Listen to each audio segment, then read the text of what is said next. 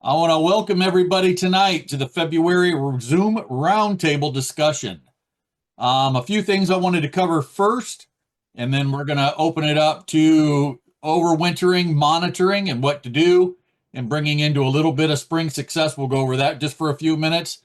And then please remember, we open it up to any questions about OSBA, beekeeping, planting pollinator trees, which I got tons of good people in here. And also my mentor, Dwight Wilson, who's excellent at planting hundreds and hundreds of trees every year.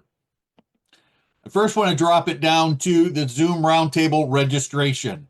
We're finding a few people are having problems registering. You guys are not at this point, but please remember and tell a few other people about what we're doing, just for the fact that, not everybody knows how to do this. The virtual event link that you get in that receipt will bring you straight into this Zoom. So you don't have to, there's a ticket that comes. If you're a member of OSBA, it shows you a receipt. And then because it's zero, because we bring it down, there's no cost to this. It's free to attend. And this is for anybody. Every meeting will have the subject, what we're going to talk about. At the bottom, and Peggy was nice about this, putting it on social media. All you have to do is come down and click +1. And for Zoom, it's going to be no different than getting 3, 4, 5, 6. But if you just get one, it's going to turn on and give you to that device. If you have multiple people or you want to send that link, that is fine too. But the reason we do it is because we don't want, at one point last year, we opened it up to everybody. And then we had some young kids or someone else come in here and flash some things that are not appropriate for anybody to be watching. And it was kind of disrespectful, at least to us and the club. This tonight, so when you do it, you get tickets. It's free to come. Get your tickets. That way it comes right to you, and you're looking at the bottom for that virtual event. So you'll see the ticket. That virtual event will be underneath with the link, and go to the link, and it'll take you right to it. Tonight, we're going to talk about a few new things that's coming to OSBA. Number one is the board officers. Every year we always have this filled out, but there's a face with a name. Who is it? I don't know, but I know the name, but I don't know the face. So with the help from the host from the website, Miss Peggy, I took the pictures at the planning meeting, and then Miss Peggy Gale has been helping me on the backside with that. Now you see who we are. The vice president, secretary, treasurer. For my board, I bring on the communications officer and IT, because they're an integral part of keeping everything running in this virtual world of in between of old school, filling out paperwork and sending in stuff USPS, and doing it the digital side. All your regional directors, you'll see Carol Russell, Maumee Valley, when their term come in, when they go back out. There's some open positions and some pictures we're still looking for. So if you're a director at Patty, and you get that picture in. Ohio Valley, Angela Manley, regional representatives serve a 1-year term, and the board appoints them. And it's a good way to get your feet wet to turn on and come in, see what OSBA is about, start learning about the communications of it, how we do it. We offer training to everybody on this. And that's why I kind of broke things apart and have an IT department. And she has backup. Every committee has backup people. There's not one person that runs everything. And each board, and then we have communications, because there's all the communications that we all have. That's Roger's department. And then all these people are responsible for those regions. And then we even had extra volunteers this year. So I'll bring in Miss Kathy. She didn't want to have a hold of a spot. She just wanted to be a volunteer, so we made her official. So she has Kathy-volunteer at ohiostatebeekeepers.org. You can send any of these people by clicking email or give them a call. And then all the past presidents, were in the progress right now of getting all those photos. So at least you had a face with a name. If you come over to OSBA again and go down to committees. The committees, these are all the people in the background getting all of this work done from December, early December, all the way through the fall conference, all the summer stuff. The affiliate program awards, I won't go through all of these, but some of them have emails you can email and that email will go to the chairperson. It's not going to go to everybody underneath. finance committee, freelance, and it goes down all the way down through. Everybody, I ask all officers to at least be, everybody is on the fall conference, but to at least pick up one or two other committees. And that's why I say when we train everybody in at least one or two different things. Some people are on more. So it's just a good way of training people. That way, when that term comes up or someone needs to step away or has to because of life circumstances, we have a backup and we don't have to train over from scratch again. Something new that's coming up for OSBA, and everybody kind of jumped the gun on this, and it's my fault because of the delay. First, I'll go to submit an event. Submitting an event, we want to help the clubs. Here's my outtake on being OSBA. We are not the parent or the state organization that's going to tell everybody what to do. We are here to enhance the clubs and help with communications going down to the regional area and back up from the regional area to the state. So in doing that, you can come down here, submit an event. Here's all the calendar of events that are going on. Miss Peggy Gale is the chairperson of this. And then everybody in behind is a backup. So you'll see all the latest upcoming events here. You can go down to the calendar. The nice thing about this, we've upgraded this part of it. And so now I can go in here. Let's see if we can find somebody with a PNG. No. Some of these, if you have a PDF or artwork that you want to submit, we'll actually have your flyer that you create and put it in here just like this. So here's Mid-Ohio Valley Beekeepers Association. There's some set of artwork that they had. If you click on it, it shows their event.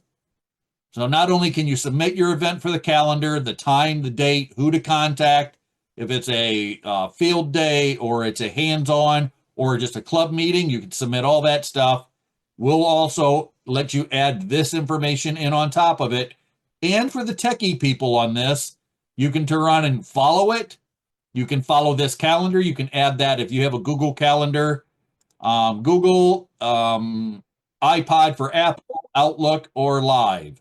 So you can add that right to your calendar of events. And you can use the Google Maps to go straight to that event. And you can put it right in your GPS and drive straight to it. So it's a nice little extra thing that we're doing to help the clubs out. So when you go to it, there's a couple different ways. On the main page, always click on the OSBA, take you back to the main page. Submit an event is here. And up and above in resources, it comes down, submit an event. There's a few things we're going to change on this, but in the springtime, we get over 20,000 clicks of people, and it's the general public. I want to be a beekeeper. I keep chickens, or we're into permaculture, or I want to just have bees, or I want to help the bees. I want to help the public of the bees, or I want to help pollination, or you get people that I've never seen bees in my lawn and I would like to learn about beekeeping. This is a way that they can click and go in and see all the regional clubs that are active with OSBA. So submit an event. This link down below will have a PDF, and it's just the basics, the time, the date, the person in charge, a telephone number, who's responsible, where the event's at, and that'll be uploaded this week. And then if you want to, you can hit submit an event. This in turn does email in reverse. So you hit submit an event, you send that email, that goes out to 5 of us at the same time, 5 board members at the same time. It goes out to the Facebook, it goes out to the web page, it goes out to the officers, and that way all of us are communicating at the same time to know what event's going on and what we have to do to help support that club. The other option on this is down at the bottom underneath resources is Zoom hosting. Zoom hosting, we've had this in years. We were going to do it in the past. We just haven't had the people trained for it. And now we have 9 people, 9 board members that can host a Zoom event for your club. And we're going to play like the middleman on this. If you have somebody within your club that has a laptop and a projector or a TV where they can plug it into and host it for yours, you don't have to have the Zoom software at $160 to $170 a year. You don't have to learn all the buttons and how this works. OSBA is going to be the middle person. So when you click this, it's going to be Zoom hosting. This page is the same thing. I just got to finish up a few things. To any Ohio organization, it's $25. So you come in, you're not an affiliate. You say, I want to have Tom Seeley talk at my club and he talks right to you now for $200. He used to charge $500. So for $200, you can have Tom Seeley come to your club via Zoom. So you turn on contact us and send an email to Zoom-hosting. OSBA sets the active Zoom up. It is your responsibility then to take that link, send it out to your membership, send it out to the speaker, get all that stuff done. And when you click in, it's just like tonight. I have Peggy Gale on here and Roger as co-host. They're going to help control the room. And then you're going to have the speakers. Let's just say Tom Seeley. And then let's say it's Northwest Ohio with Dwight's Club. His guy's going to try and put it on a laptop, plug it into the TV, and you're going to get to speak directly with Tom Seeley, and he's going to do the presentation. Randy Oliver does it for $150. So you contact Randy Oliver. He comes on. We supply the link, and you get to talk directly to him. And OSBA is going to play the middle person, controlling the room, making sure the sound's on, making sure it's not being interrupted. It is up to the speaker to tell OSBA and you that, yes, you can record this. If not, we will not record the meeting because most speakers have, that's their research or that's their stuff. So if you get permission and the speaker says, yes, you can record this and host it for 2 weeks, we'll host it for 2 weeks. Other than that, it will not be recorded. OSBA affiliate. So if you're an OSBA affiliate, we're going to do this as a free offering of any event that you want hosted with Zoom. Of our 9 programmers, people in the background, we're going to host those events for you for free. So you want to reach out to other ones. Denise Ellsworth does Zoom. Tom Seeley does Zoom. Reed Johnson does Zoom. So all those researchers, instead of paying that travel cost, I love having people in person, but if you want someone that's further away or USDA, I just went to say his name. I can't think of it right now. If you want people like that, they're willing to do Zoom. Almost everybody, all the researchers and most speakers have Zoom. Now you can have them right to your meeting. So it brings a whole new level of education, outreach, and being able to ask questions right up front. And then that'll be on there. Zoom will have the same things, the time, the place. When we send you the Zoom link, the person who's going to speak, who's responsible, who's your IT person. And then our people are trained, and we have at each meeting, there's going to be a host and at least one co-host. So we can help each other. This way it helps our people get trained. And also we have a backup. If something goes wrong, we have a backup. And just like tonight, I have Roger and Peggy on there that if my computer would go down or if a storm or something would happen, it would instantly roll over to Roger and Peggy, and they could keep right on going with it without any interruptions. So we've kind of planned our basis on this and kind of got things kind of in a safe mode. Any questions about this? And you're more than welcome to unmute yourselves. So Zoom hosting is we're going to be the middle person and bring that education to you and allow you to do that. Submit an event. Those events go on Facebook. It goes on our page for OSBA if it's a state event. And then all you have to do is fill the paperwork out, send it to OSBA, and those emails work in reverse. So all these people get notified, and then everybody takes action and does what their part of it is. Any questions? I'll take it one more time. All right. Hopefully everybody has that answered. So tonight we're going to cover a few different things. Let me go back to the submit on this. So the roundtable tonight, the other thing we're going to cover real quick is fall fall, overwintered monitoring. And you're welcome to unmute and ask any questions. So I do a talk. I have a lot of senior beekeepers on here. Dwight Wilson, I got Roger.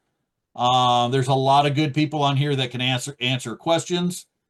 So in this wintertime, everything's covered with snow right now. Hopefully you did your mite checks and you had your mites under control in August and September before those baby bees started to raise the bees that had a lot of tons and tons of vitellogelin to get through the winter time. So hopefully your bees are nice and warm. You didn't see any type of disease. Here's chalk brood that's flowered up, pinholes, EFB, possibly AFB, sac brood problems. There's EFB. There's more of a sac brood disease. You didn't want to see any of that over the winter time. Hopefully you took out all that black brown wax of any problems and you keep with this nice yellow. The rotation is good as 3 to 5 years. Once it starts to get to that black and everything else, you're starting to have issues. Remember, wax is hygroscopic. So this is in Bee Culture that Reed Johnson put out, 121, and I got the article for it. All that wax pulls in to form wing virus, infected bee bread, fungicides, archaicides, herbicides, pyrethroids, coumaphos, glossophates. So each generation that's being born in there is being born with all that different stuff. So there's a little check sheet that I use for getting ready for winter. We're way past that. If your bees have died, and this is going through necropsy of a dead out, take those dead bees. Once you know they're dead, there's nothing surviving in. Take a half a cup of those dead bees from the bottom board and in between the frames and do an alcohol wash. A half a cup of alcohol or half a cup of bees, put in the alcohol, swish it around, sing your ABCs to it twice, and see how many mites drop off of that. And you'll be absolutely surprised. If your mite count on those dead bees is anywhere from 60 to 80 to 100 and up, it was your bees have died from PMS or parasitic mite syndrome.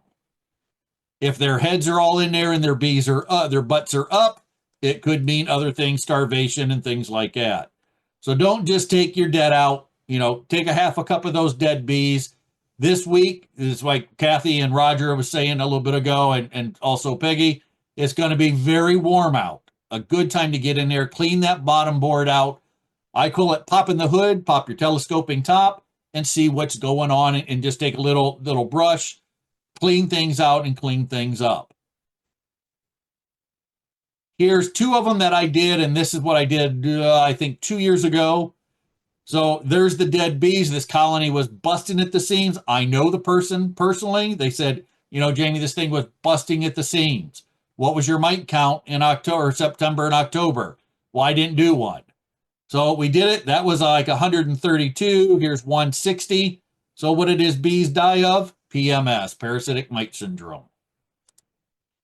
In the wintertime, when you call popping the hood, if you pop the telescoping top and see, just like Windex, a little bit of water, it's not running, but it's over the top, those bees need that moisture to take that viscosous honey and turn it into a Gatorade, if you will. Roger and I went to the Wisconsin presentation up there. There was a couple people that put on beautiful talks about that moisture that needs to be on the inside. And I'm going to try to get her for a live webinar training series. It's going to be one of the 4th Sundays of the month that I'm going to try to get her on here and do a presentation and talk about that. So your bees are liquefying down that honey. So what are your bees doing through the wintertime? Fall preparation is key. Very strong colonies surrounded by honey. And during the winter, now we had torpor or torpor, depends on who you say it from. Since we had that sub-zero, when that colony gets so tight that they can't move, when we get into those sub-zeros, half of those bees on the outside just die. And it's acting like insulation. Now the bees are going to get warmed up. They're going to be able to move around. They're going to take all those dead bees out. So now is a good time to get in there and see what's going on and pop in the hood. This is a good one here. Most of the bees started out, they're starting to filter up and eat honey as they move up. Sometimes you'll pop the top and see that the whole entire colony's underneath here looking at you. Don't be afraid at that time to put on a 1.5 inch or 1 3/4 inch shim board. So it's like a little spacer, and put in under a sugar block, sugar bricks, mountain camps, which is dry sugar with a sheet of newspaper, or put in, not winter patty or winter patty, not pollen patty. Pollen patty's got 32% plus Like Mega Bee, you're going to entice the queen to start laying. Winter Patty has tons of complex sugar, but only 1 to 2% of pollen. So don't be afraid of putting on a or a feeder on top or a spacer to do that. Here's some nukes that I had years ago that they were all starving, the whole colonies at the top, and you just do a Hail Mary pass and throw everything at them, and they made it through the wintertime. If you see them with their butts inside and they're doing the big butt thing and looking at you, this is dying of starvation. That means they're at the bottoms licking everything they can, trying to gyrate heat, and they've just died. So that could be because they were so sick. Sometimes you'll see them within an inch of the honey that they just couldn't get out and get to the honey, but all their heads in, they died of starvation.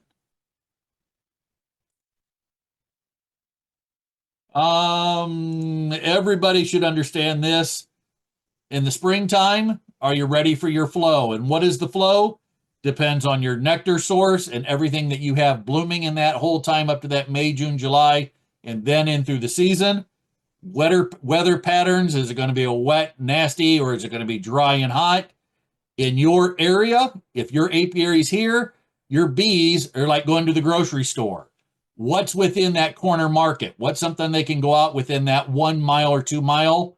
Or is it all crops where there's just flat ground and nothing else? And do they have to fly that excess up to 5 miles to go out here to the grocery store at 15 miles an hour and trying to build up? And then healthy, the beekeeper, you have to take responsibility for putting on boxes when you need to, having room for them to grow, inspecting them, animal husbandry. They can't have diseases, they can't have other things, and you're responsible for them. That's about all I'm going to cover on this. Let me go through here real quick and see if there's anything else. Mentoring class. Yeah, right now is the perfect time, and we won't go all through that, but there's some important things to go through in the springtime and get ready for. Let me see if there's anything else in here that I could show you. Yeah, right now, I'll cover these things right now because everybody's wondering, what are we doing? What should we be doing right now? Some other things. I want you to go and type in Honeybee Healthy Coalition. Excuse me, I said Honeybee Health Coalition. I want you to look at that PDF and read it.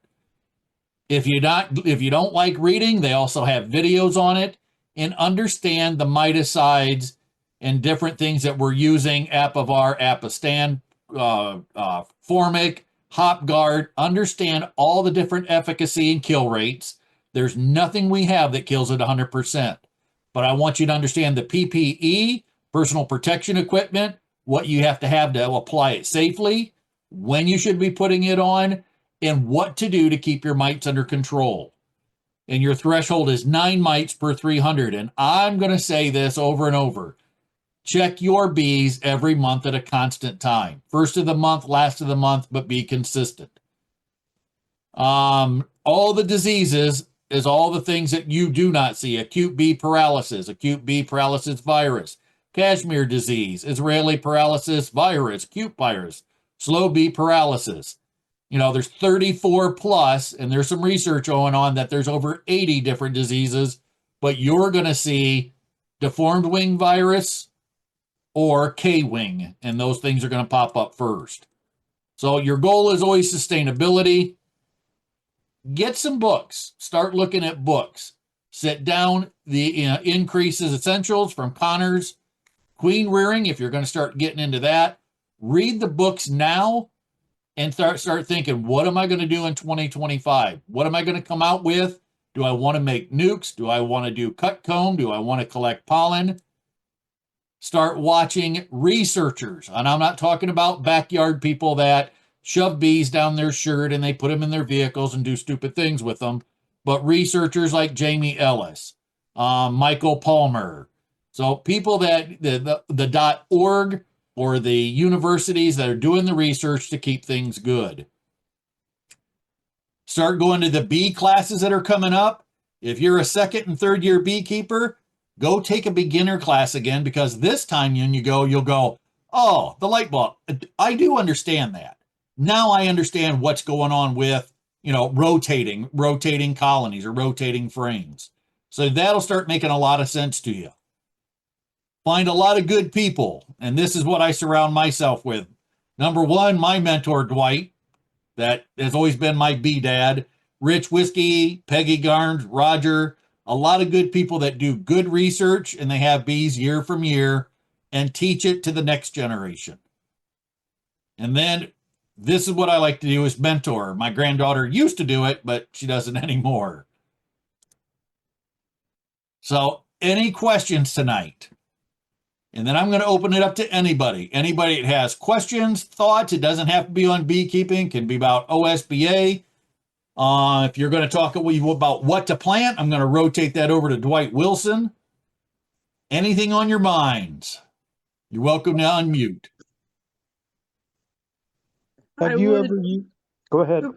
I'm sorry. I would reinforce what Jamie said about going to the beginner beekeeping classes. I go to them to help out. Every time I go, I come home with a huge piece of paper with things I didn't already know. So, and this is my 10th year. So you will, and it makes so much more sense after your second or third year doing it. Absolutely. Yeah.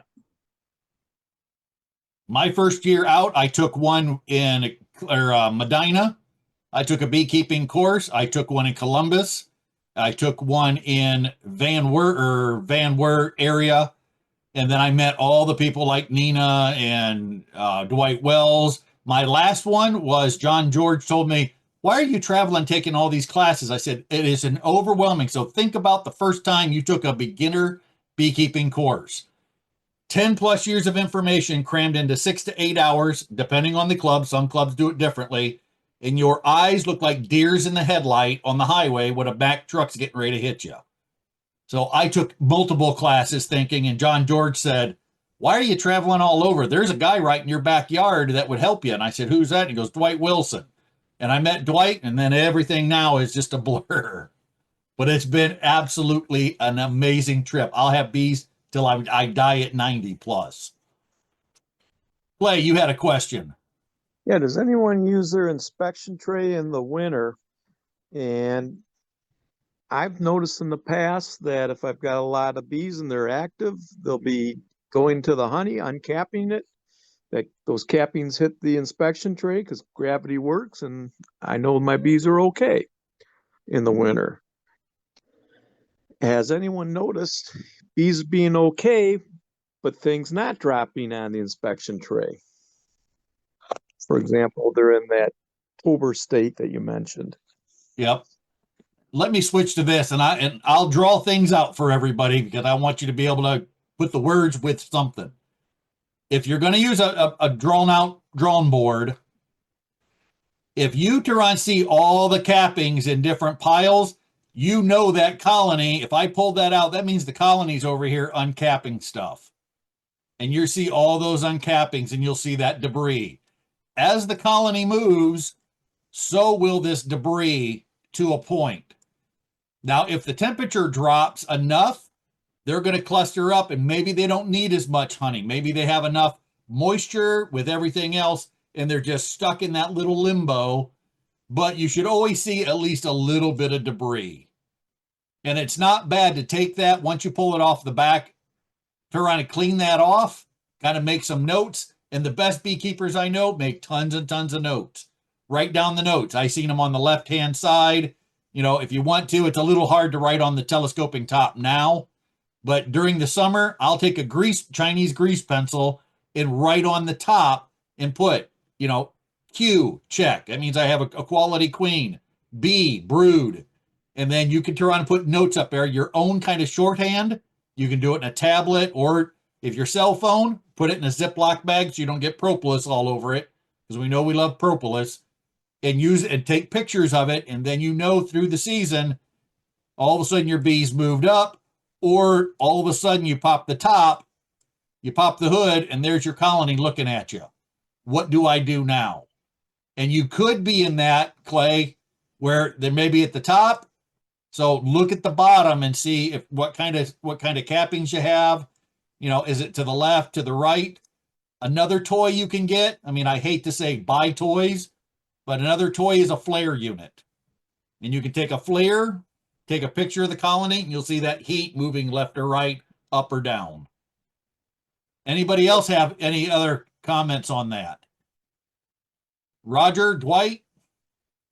I use like after doing the oxalic vaporization, I always go back in a few days and check to see if there's any major drop at all. That's a very good idea, or Peggy. That's a really, really good. What I like to do is put freezer paper over the inspection tray. So that way when I pull it out, I can just crumple it up, throw it out. Then I'll have another inspection tray that's already wrapped, put it in, and go to the next hive. That's a good idea. I've heard of a lot of people using spray Pam, especially in the springtime. So when the mites in that drop or any small bugs, it instantly sticks to right to the bottom. They take a white rag or a clean rag, wipe it off, spray it again with a little bit, slide it back in. I'd like to get a bottom board that has an actual tray, not that piece of plastic, or more like an actual plastic tray. Yep. Because every time you pull the little piece of plastic out, at least for mine, a lot of times it'll like rub up against the top of the board, Well, and then half of it's on the ground after you pull it out. And I was going to say that some of these, this is what you'll see for the back of it. So when you slide this out, you're sliding half of the debris back into the tray.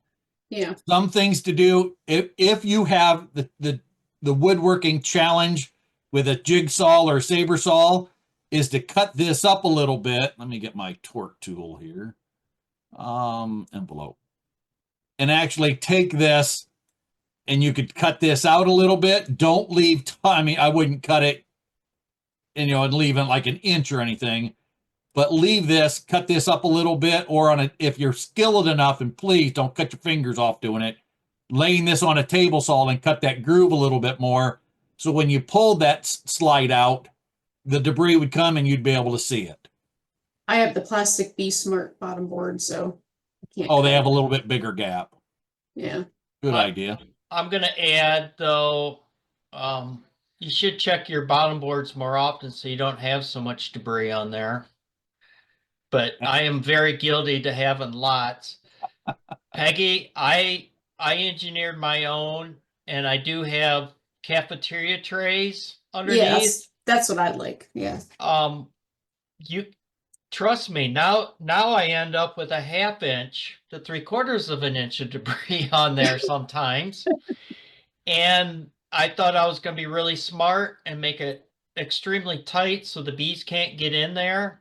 So now they propolize the tray to the screen, and that's why I get so much debris, because the only time it comes out is in the winter when I can crack that propolis loose, because I have some that are pretty stuck. Yeah.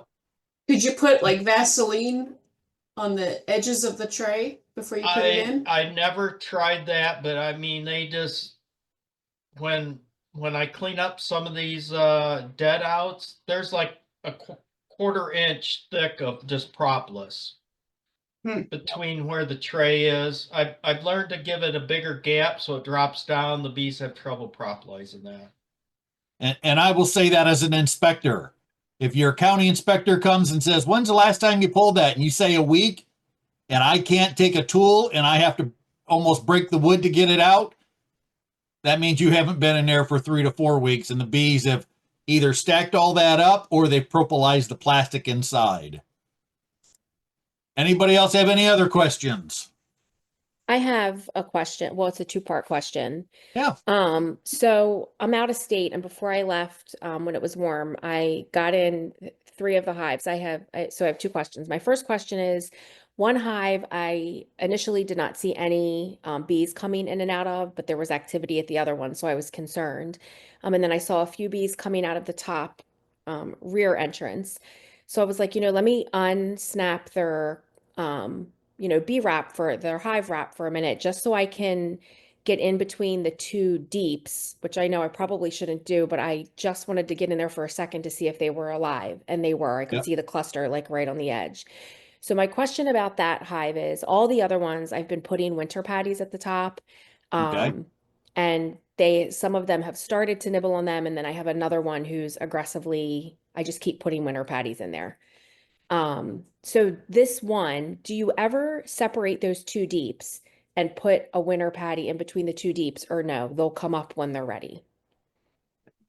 If you put anything that we put in is junk food.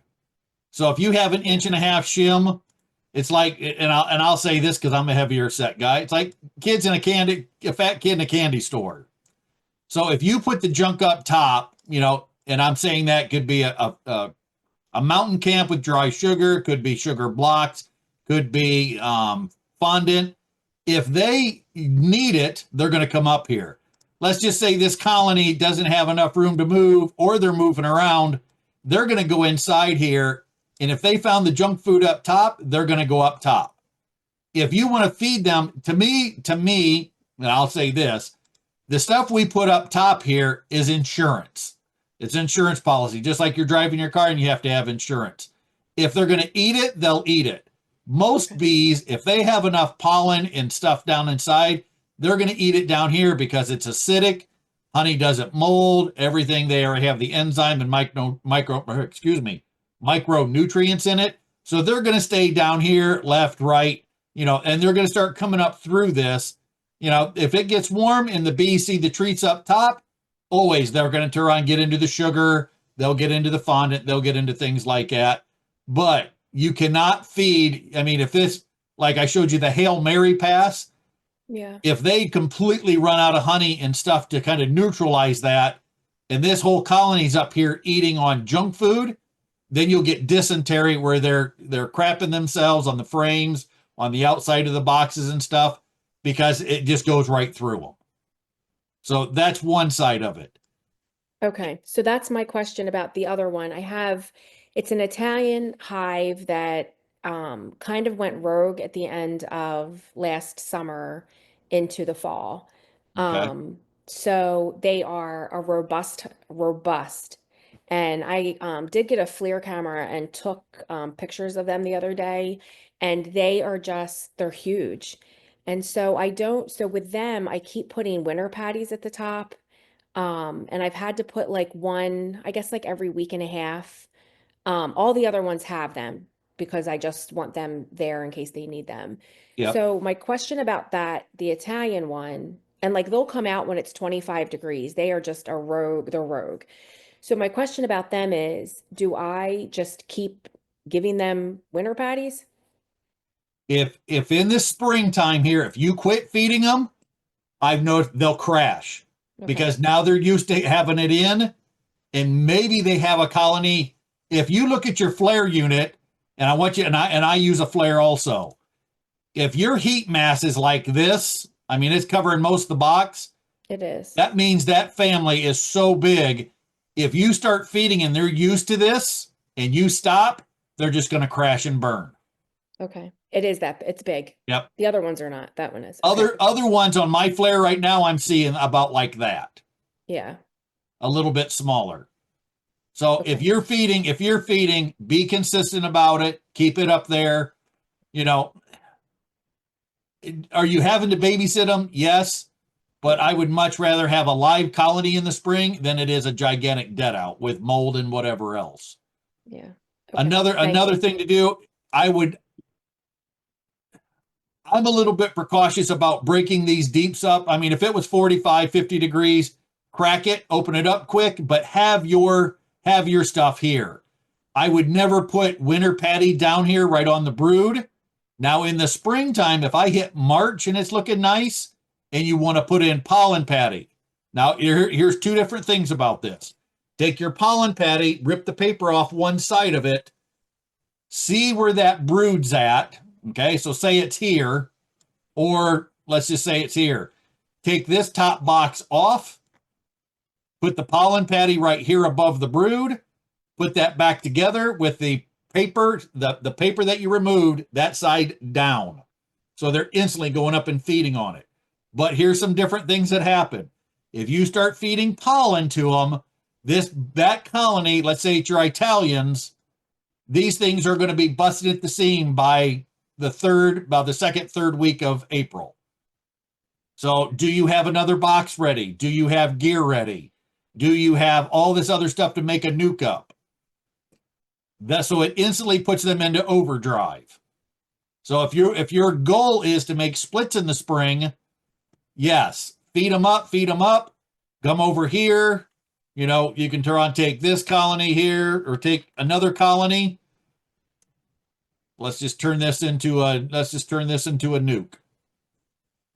So I take that nuke, I make up gear, I go see some of the gear dealers, Mad Lake, Brushy, whoever, or not Brushy, but Better Be. In the springtime, I start up a nuke. You could even start it up with one. A good thing to do if you're going to start getting into nukes, 3, 4, 5, 6 of these. So if all of a sudden you get into this thing into late April, May, and you start seeing some queen cells and they've already left, now I leave one queen cell here. I take the other queen cell, frames of brood, frame of pollen, frame of honey, make a split. If I see more than one cell, take another one, make another cell up. To me, all beekeepers should have at least 2 or 3 nukes ready to go that if you want to make splits, let's say this, if they swarm, there's $180 to $200 up in Michigan or Wisconsin. Nukes are going for $200 to $240. So do you want your bees to leave and then you got to wait another almost a month and a half for a new queen to go up, or go ahead and start making splits and having all these nukes? Then a beginner beekeeper class comes around and you say, yeah, I got a nuke for $180. And then you sell 1, 2, 3, 4, 5, or whatever you have. So when you put in a chunk of pollen, Patty, same type of thing, Kathy. Once you start feeding them, keep it going. Pop it up real quick, have your pollen patty there. Don't break it and then have to go up to the house or the garage and go get your pollen patty and come back, because that instantly starts chilling the brood. That answer your question for you? It does. Thank you so much. Yeah. Hey, I Kathy, feed tons and tons of pollen patties. I use the Hive Alive fondant, and I have one hive that's like right up there in the top box, and they go through the fondant, and I was finally able. Hive Alive been sold out, but I finally got the what is it, 3 pound for the 5 kilogram or whatever, the larger ones, the real thick patty. So instead of having to change it more often, I just put one of those on there, and I'm hoping that'll last until till spring. Yeah, this is my 3rd winter, but really like my 2nd year, because you know what I mean? Because it's, it's still so new, but this hive is stressing me out. So I think next year I want to get the candy board and just do like fondant. I mean, I know I'll still have to get in, but every time I have alarm clock set, it hits 45. I'm like, let's go. So yeah, I just put my I have the inner cover, and then I put the Hive Alive fondant on top of the hole in the inner cover, and then I have like another medium box on top of that. Yeah. And then I put insulation boards over top of the fondant, so that way the top box is insulated. Yeah, I have a quilt box, but I think I might change the way that my whole setup. So Okay. I like the moisture board idea. Thank you. This is incredibly helpful. Thank you. Good. Kathy, remember this. Jamie just got done showing you how to split your hive 4 ways. If you don't sell all those nukes, you end up with more bees. Because I did split Jamie, last can year. I hire you to be my salesman? I can make more bees than I can sell. And that's been a problem in my household, is I've been trying to downsize for 5 years, and it's taken me 5 years to lose 20 hives. Because you make splits, you're trying to prevent swarming, then they do swarm, you catch them. My math just doesn't work out. I need a better salesman. I need to hire a salesman.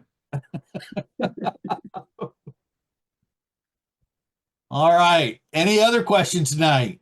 I have a question. This is Kim Ryan. I'm sorry I can't get my video Kim. going. Nope, not a problem. What you got, Kim? So I just became Portage County Beekeepers Association treasurer, and Congratulations. well, thanks. This was a little bit more than I thought it was going to be. So I just have a couple of questions. Yeah. One, do I need to submit the contact form and the renewal, both of those forms, or just the renewal with Okay. the updated officers? Yep. All right. I'm going to help you out here. So, And then I have another question too. and Portage is an affiliate. Right. So if you go over to affiliates, right underneath resources, affiliate program. Okay, here's where I got the affiliates earlier. So under the affiliate renewal form, Kim, Yes. once it's back up and running, under this renewal, all you have to do is do that renewal, because that has the contact. The forms for the contact is all the clubs that are not affiliates. So that form is kind of embedded into the affiliate renewal. So it's asking, if there's a new president, the new treasurer, how many members, and honest, if you have 50 members and all of a sudden by the time you do the paperwork and send it in, you have 57 members, we're not the police. We're not going to come after you for it. And what we're asking, the other side of that at the bottom, is how many members. You multiply that times 2 for the insurance. We did not go up in fees. The insurance didn't go up. And then $120 for the base. So you do that calculation at the bottom, send that in, and you don't have to do the renewal for the contract, which is that other page that's on the under clubs and affiliates, or Okay. clubs and associations, excuse me. All right. Well, that makes Yep. sense. Okay. So I do have another question, and Yes, it ma'am. is, we are trying to get together a new beekeeper class for March, and I looked at last year's information, and it said that new members would be able to get a free 1-year OSB membership. And Yep. I want to know how that works. Do we have to register them, or how does that work? And I'm not sure that I saw the information to figure that out. Okay. So on this, Kim, I want you to go up to resources. Okay. New beekeeper outreach. And new beekeeper outreach is any of the clubs that are going to put on a new class. And then you're going to go down to the information sheet, has a lot of that information on it, and click down to the Excel form or Excel sheet. So you download that. What that's going to do is for every new member, you're going to run and put in their contact information, their street, their address, phone, all that information. And what I want you to do is contact Peggy, go to the officers page, if you would, please. I want you to go and contact your director and associate for your region. And they're going to have kits of information for you. So they're going to have the license plate, best recommended practices, how to be a member, and how to do all that stuff. And I ask, as the president of OSBA, give them an opportunity to kind of share that information, 5 or 10 minutes, so they can bring you the gear. They can get that registration form with all those people in that class. They will submit it to OSBA, and then we will give them an honorary one year free membership to OSBA. So what region are you in? Well, I'm pretty sure, Portage County is going to be Kimberly. Yeah, Western Reserve. Yeah, Western With Reserve. William or with Dale? Dale, yeah. Yep. Oh, Yeah, Dale will be your director. director. Okay. Yeah, and then Kimberly will be your representative. All right, now I got it going. All right, so I'm just going to leave it on Peggy's screen right now so we don't have issues. So if you get a hold of Dale, tell him you're having a class. He will get all the information around for that. Him or Kimberly will come to your club, and then they'll bring enough. So if you say 35, they should bring a little bit extra just in case. You'll have your event. They'll take that information, feed it up to OSBA, and then those people through that email, we will send them an automatic 1-year membership for free. You'll get that information, and then when you send in your information for your affiliates, you should be good at that point. Okay. I'll let Dale know that you guys are doing that. Thank you. Yeah. Yeah, and Kim, if you guys do have the event, make sure you do the submit event so that way we can put it on the OSBA site to get more. We're going to have a directors meeting tomorrow evening, so I wanted to be sure that I had the information to present to everyone since we had 2 new officers, and I'm not sure it was done last year, so just wanted to. Is it a Zoom meeting or an in-person meeting? In person. Okay. Okay. On your affiliates also, Kim, as the treasurer, I ask you to go down here to the 2025 affiliate profit and loss statement and download that Excel form just so we have your budget so we can do your 10 or your 990 for the return. I did download that. My question, okay, so that leads to another question, is that can we submit the bylaws that we currently have? I had got wind of something else that you had put out about, I think it was the last time that you had a roundtable, that it was maybe going to be changing, that we might need to update our bylaws. So should we submit what we have and then update that later? Okay. If your bylaws already had standing and you guys have been an affiliate for a while, if there's no changes in your affiliate or in your bylaws, you do not have to submit those. If you've changed your bylaws around with anything, you have to submit it because we have to send that to the underwriters, and it has to have that IRS language in there that a 501c3, this is IRS code, 501c3 for a nonprofit to hold the IRS status. At the end of it, let's just say, in a worst case scenario, your club dissolves at the end. Where does that money go? That money, as IRS code for a 501c3, has to go to another nonprofit. And that language has to be at the very end of everybody's kind of statement. So that way, when it dissolves, you could give it to a Boy Scout, a Girl Scout, a Master Gardener, but it has to be another, and that's that language. It has to be in the end that we talked about. But if there's no other big changes in it, you don't have to submit that all the time. All right. So just to be clear, if we have the language in there, I don't need to submit it. If we don't, we have to be able to have our club meeting in order to approve those bylaws, and we might be pushing that March 1st deadline.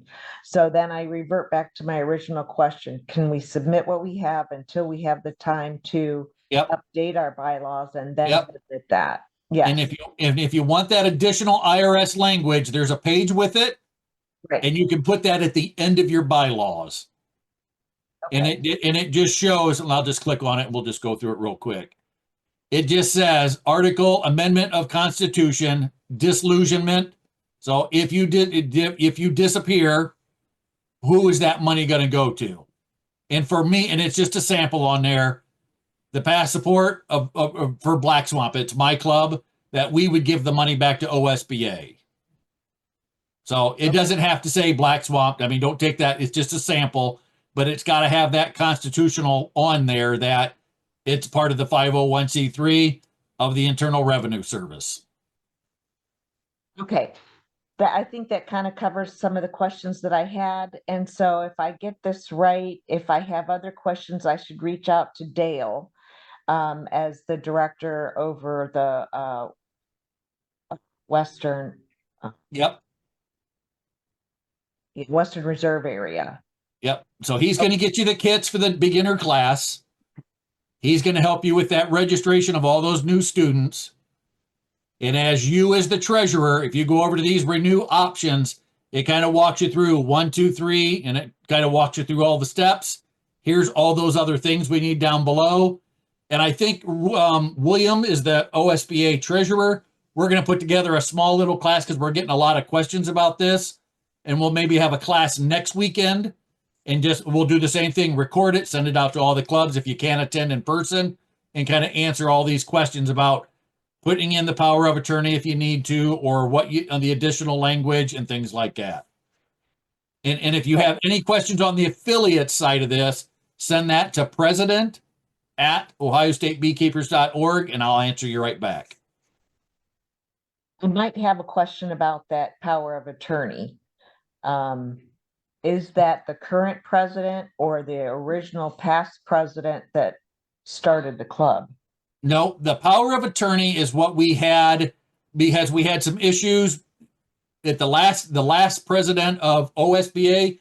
We had some issues with the IRS, and we had to make sure they were new clubs that were coming into the affiliate.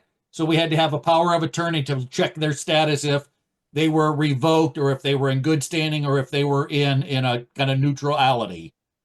Okay, Oh. so we don't need that Nope. form to submit. Nope.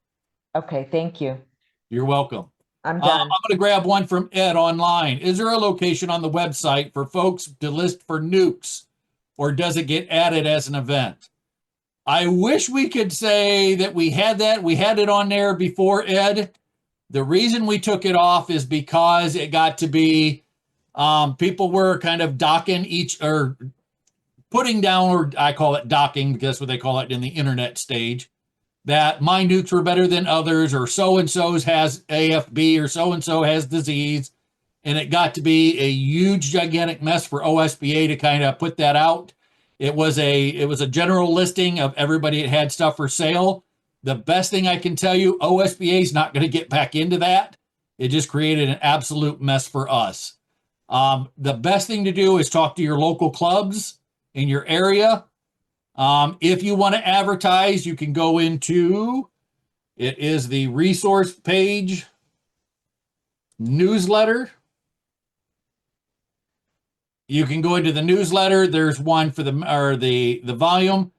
You can also send one to the newsletter at ohiostatebeekeepers.org. That'll go to Kelly Morris, and you can advertise, put an ad in that. Or if you want to, on a little bit cheaper side, you can put your ad here that scrolls. It's $25 a quarter. So if you want to do that for this next quarter, your ad would scroll, and when you click it, that link would take you to a Facebook page or a net page or a website that you have to sell nukes. So there's two different ways of doing that. So if you want to be in the quarterly newsletter, you can do it that way. It's a little bit, I don't know the price right now. There is a rate card for that you get in right here to the OSBA advertisement rate card, or you can do the advertisement and do it that way. Thank you, Ed. Any other questions tonight? We had a good barrage of questions. So if not, I'm going to start calling on people. Mr. Steve. Oh, he's good. He's already on top of this. Kimberly. I don't have any questions. All right.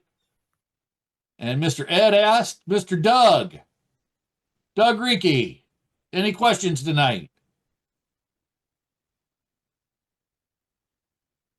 Remember to unmute. Gotcha. It's All supposed right. to be tomorrow, I think, with where we're at as far as props of no brood, it would be a good time for an oxalic acid hit. Right now, they're probably brooding back up. If it's really nice, and I mean no wind, the sun's kind of that where it gets warm enough where you think you could take your jacket off type. You could take a peek, but just know if it's a little bit chilly, you're taking them from that 95, 97 degrees to that 40-ish, whatever it is outside. So if you're going to do it, be very fast about it. I wouldn't pull frames. I would just be looking at population. And when I kind of teach population, look at gaps of bees. How many bees? If you pop it apart and they're boiling out, put it back together, smoke them. Always have your veil on just in case, because it'll be that one girl that'll fall in love with you and zap you in the face. So have your smoker ready. If you need to crack it, puff them down, see what your thing, lift up the back of your hive, see what the weight is, see what kind of weight you have, and then go from there. even if it's, if there is some brood, would it hurt to do an oxalic vaporization tomorrow? You can, but just remember, oxalic is good for what? Brood less. So that should have Yeah. been done between Thanksgiving and Christmas. I did, but yeah, I'm just thinking that if there are some random mites floating around in there. You always have you will never prove to me that nobody has mites. Oh You'll no, never I prove just it. mean even if there's a Yep. little bit of brood in there, there could Yep. still be, you could still knock it down just a little bit. Yep. But I would be cautious. I wouldn't be using oxalic all the time because everybody goes, well, hit them 5 days in a row, 5 days apart, blah, blah, blah. Then you start sterilizing the queen and you're doing a lot of other. So kind of stick with the science of it. Oh, you're not going to kill your bees. It would be, No. I only do it once a year.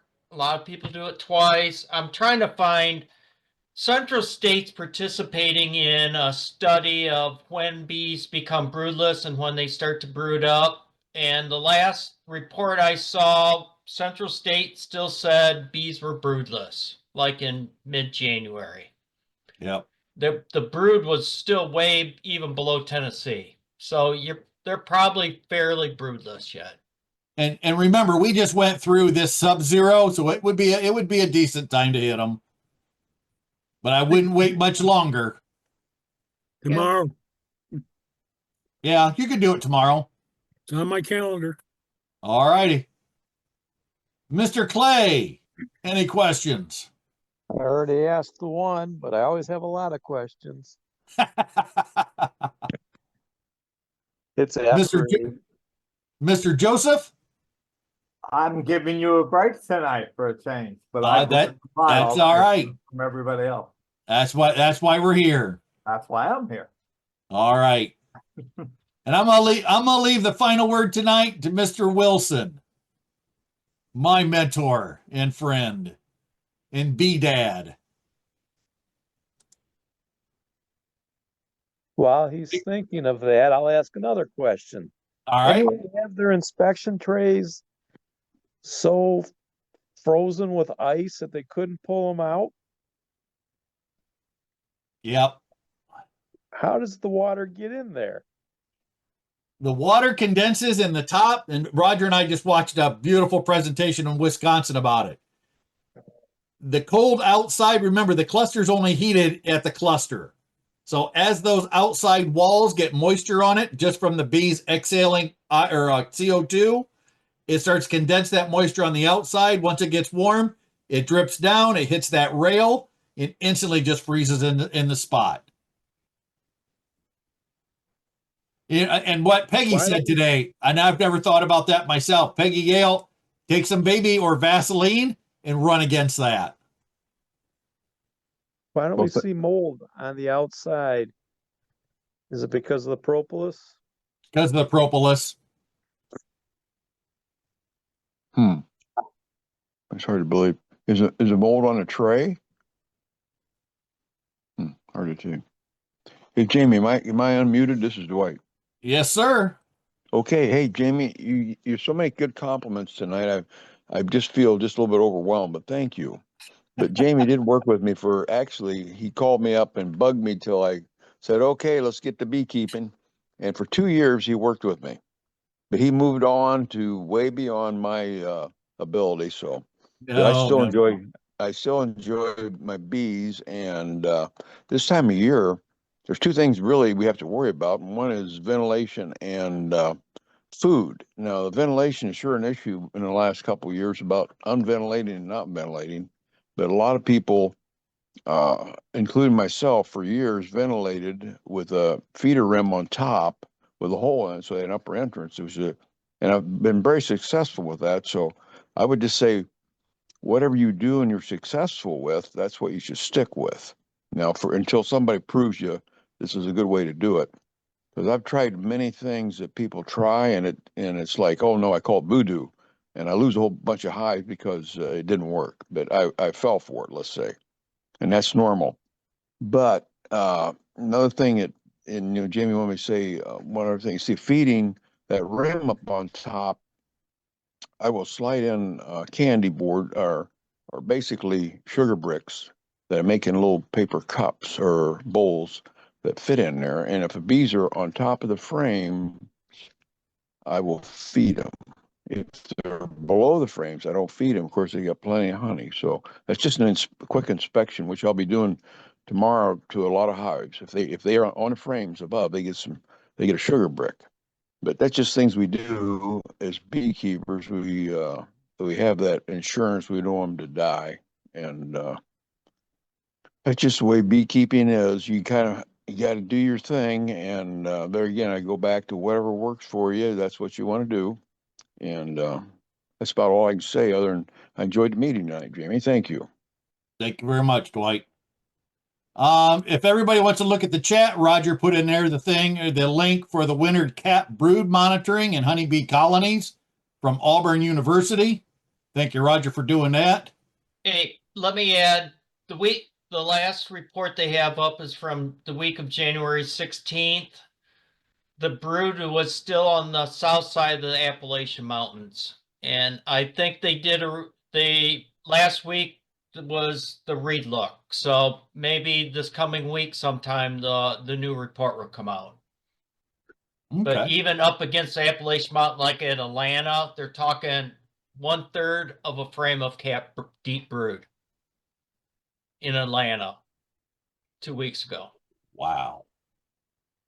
That's very late, because when I took bees to Tennessee and Utois, which is 11 miles north of Atlanta, in January 20th, I had frames and frames of brood years ago. Yeah. And that's about really where the dot is right at the state line there. But it's between Wow. 1/10 and 1/3 of one cap deep brood. Well, that's good time, Doug. Hit oxalic then, because we're not that warm then. All right, everybody. We always hold it for an hour. I thank you for attending tonight. Hopefully somebody learned a little bit of at least one thing. Thank you for all the questions. And you're welcome to tell anybody else. It's free to attend. It's the first Sunday of every month. The second Sunday of every month, we're putting on, when the board meeting happens. The fourth Sunday of every month is the live webinar training. And on the Saturdays, every Saturday, and the last Saturday is March 28th. Every Saturday we have some kind of training going on. Yesterday we had about graphics, how to turn on and put bee graphics in to make a newsletter, advertise for your club, and do things like that. That'll be coming up and I'll just click over to that page. If you go to the education and go to videos, if you're an OSBA member, this description will help you a little bit more. But you have a play button, a full screen, a minimize screen. You can go in here and watch all these videos as a member. So there's me talking about spring management and installation of nukes and packages. Dave Noble, Dwight Wells, Barb Bletcher, tons and tons of education. 2021, the live webinar training series, the fall conference speakers that we had. So you'll see all of those popping up. Oh, they're all there, but it's taking a little bit to pop up. Other live webinar training series down below with Randy Oliver, me doing backyard queen rearing, Dana Stallman, Jamie Ellis, Bob Walters talking about management of apiary crops and facilities. It goes on and on and on, and we're adding probably another, I'm going to guess easily another 100 videos from different things. We held years ago, while COVID was on in 19 and 20, we did the Ohio Beekeeping Internship. And this just was because the clubs were not meeting. We all know how COVID kind of went. So OSBA did an online beginner internship. We met in January all the way till, I think, November in some of them. So you'll see each month all the things that we talk about. There was probably, and correct me if I'm wrong, Roger, probably 7 different club members and presidents from different regions. and we all put on, like, there was 4 talks or 5 talks per Saturday. So everybody's talking about all these different things: frame identification, photos, videos, apiary safety in case you get stung, lighting a smoker. Roger and I did an awesome video on how to light a smoker. Down here below, there's all beginning internship, 3rd of April. So it goes on and on with, that whole thing on top of it. Gym 2 and some videos we did for telling of the bees of beekeepers that have passed away, some videos that we've done in the past. So, and I'll just click on one. So you have your play button in the middle. It'll start the music. You can go to full screen. I'll pause this for right now.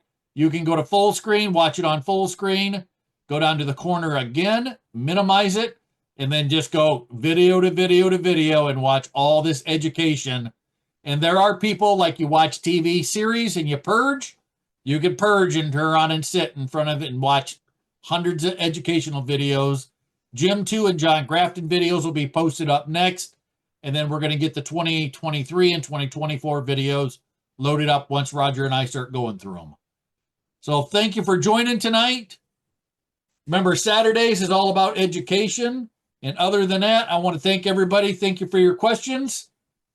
Thank you, Roger and Peggy, for being my backup tonight, even though I froze up. I don't know why.